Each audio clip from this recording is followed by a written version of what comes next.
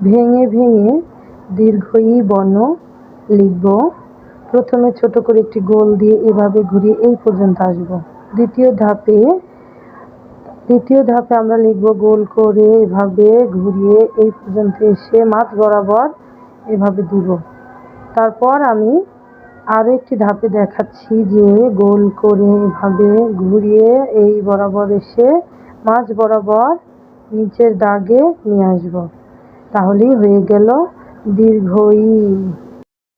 ভেঙে ভেঙে দীর্ঘ ই বর্ণ লিখব।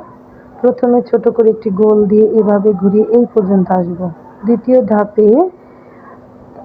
ধাপে আমরা লিখব গোল করে এভাবে ঘুরিয়ে এই পর্যন্ত এসে মাঝ বরাবর এভাবে দিব।